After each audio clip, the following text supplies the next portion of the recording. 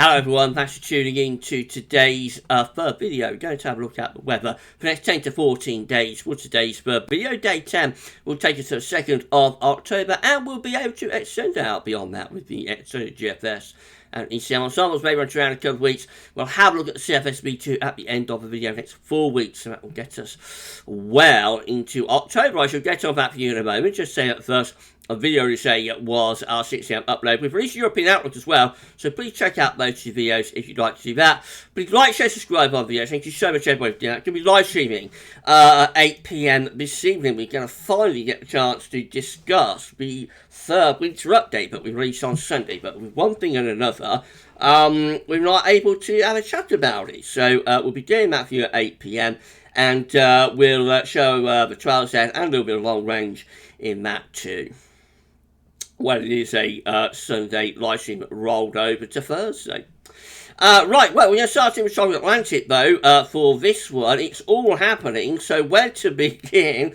Let's start with the yellow edges here, shall we? So that is disturbance 3, with a 20% chance of cyclone formation in the next 2 days and a 30% chance of cyclone formation in the next 5 days. Don't have to worry too much about that one at the moment, but it could be one to watch in the future. We've got an orange X just here leaving the African coast. That is disturbance 2, with a 60% chance of cyclone formation in the next 2 days and a 60% chance in the next 5 days.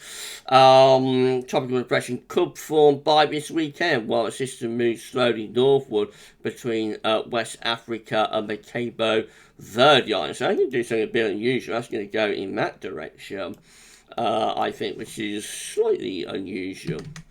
Right, where do we go next? Let's go to the red X just here. Now, this is definitely one to watch. This is disturbance 1, has a 70% chance of cyclone formation in the next 2 days and a 90% chance in the next 5 days. It looks very likely this will be our next tropical storm and or hurricane.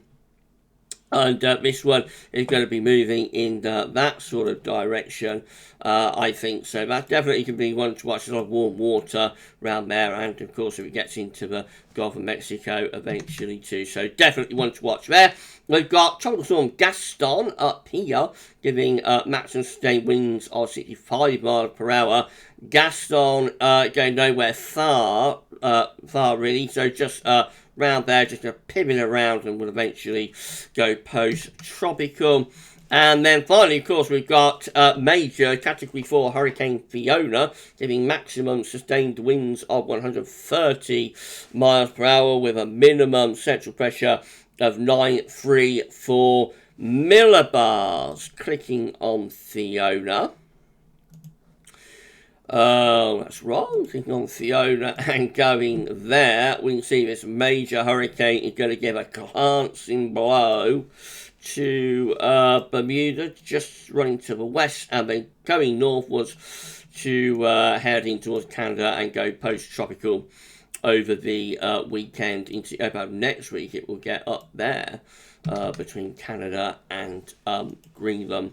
Been downgraded ever so slightly in terms of its wind gusts. It was yesterday being predicted to get to 140 mile per hour maximum sustained.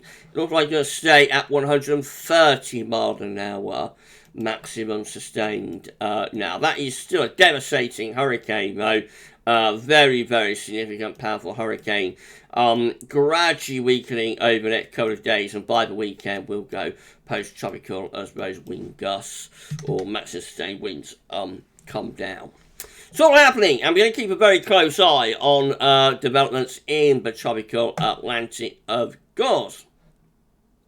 Coming back to home, central temperature ticked down another 1/10 of a degree. So yesterday was at 15.7. Today we're at 15.6. That's still about 2 degrees above average. That's provisional to yesterday, to 21st of September. That's the rate of drop from this has slowed up as well. Has got a bit milder the past few days. It's going to accelerate again though at the end of the week into the weekend, especially through the early part of next week. I think we're going to go down into the 14s The only question is how far into the 14s will we get? We're going to have to wait and see about that, of course. These are the GFS upper air temperature and precipitation ensembles for the next couple of weeks. So the red line is the 30-year upper air temperature average for Birmingham. You see why I'm thinking that CT drop will accelerate again at the end of the week into the weekend, because we're starting off a little bit above average. We have air temperatures at the moment, but clearly going quite cool through the last week of September, going generally below average through much of the time. Into early October, first week of October, we might start to see signs of something a little bit less cold or less cool or milder by that point. So we might see the temperature stage of recovery through the first week of October. Precipitation-wise, also a little bit showery. This is a cold front that's going to be pushing through. Well, it's already in the northwest today, but it's going to push through the rest of the country overnight and through tomorrow. That's what lowers the temperature initially. Then we get another area of low pressure coming in on Monday, so night into Monday. That lifts the upper air temperature up very temporarily. And then behind that it goes even cooler, and that is involving some showery weather too. And then through the first week of October, again just looking pretty showery through much of the time. Temperature anomalies from the 22nd of September to the 30th are a little bit below average. Precipitation anomalies from the 22nd of September to 30th are drier than normal. I expect me to start turning a little bit wetter though over the next few days. Latest wind from that from urbanoschool.net shows we're bringing that cold front into the country today. Cold front is just here ahead of it. We're drawing up this very mild or warm southwesterly. Behind it, cooler winds from the North Atlantic coming in from the west or from the northwest. If we drag this around, we can see both Gaston and Fiona. Fiona looking far more powerful than Gaston just there. So let's push this around here. And you can see a disturbance area down there, by the way. That's probably going to be our next troublestorm or hurricane just down there. But let's zoom in on Fiona, because always looks amazing when you go in close with these charts. Wow, wow, wow, look at that. How powerful does that look zoomed in? That is 130 mile an hour hurricane Fiona. Goodness gracious me.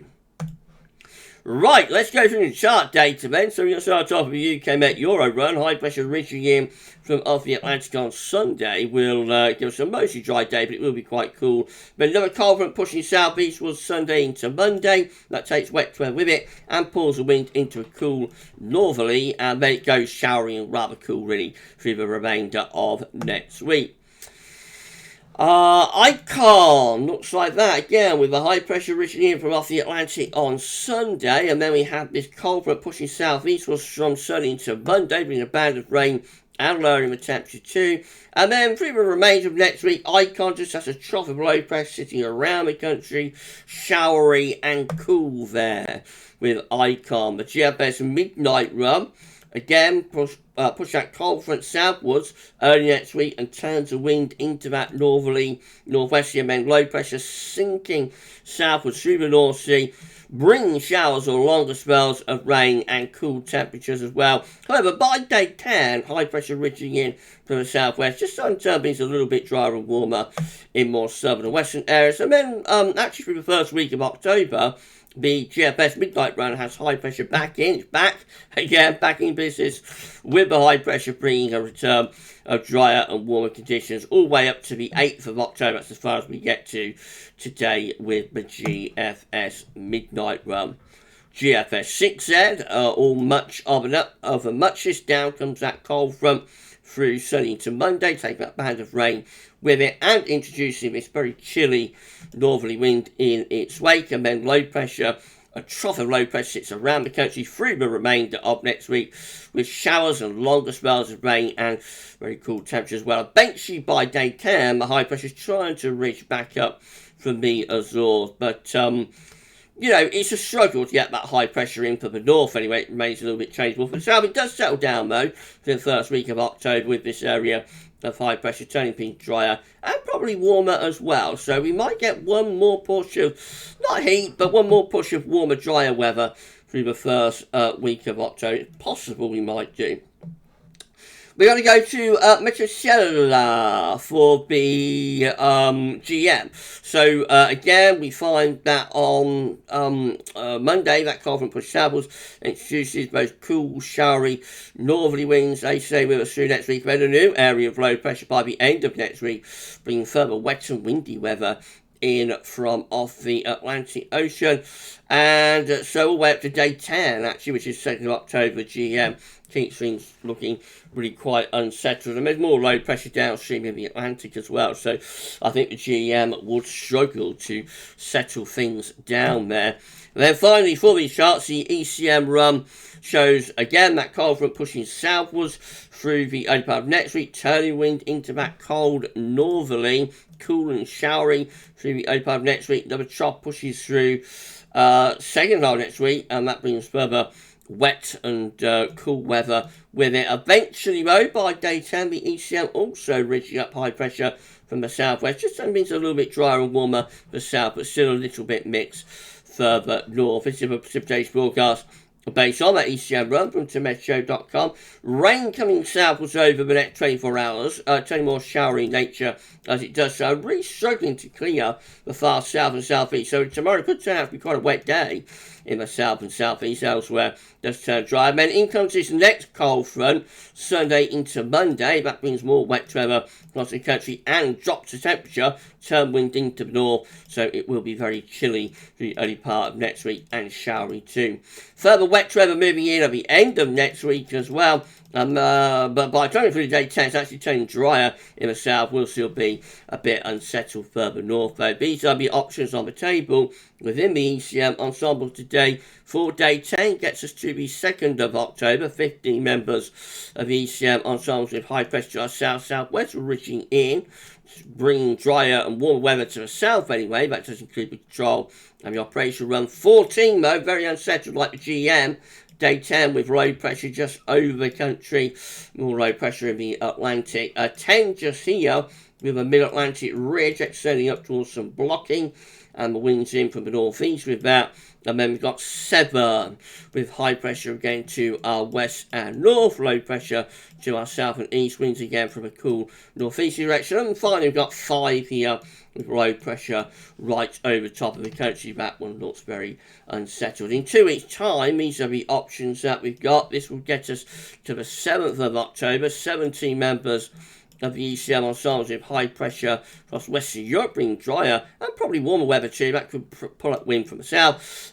We've got 10 here with high pressure somewhere between Scotland and Norway. That'll bring in easy winds, but should be mostly settled. 7, high pressure just to our west and northwest. Around that comes these northeasterly winds.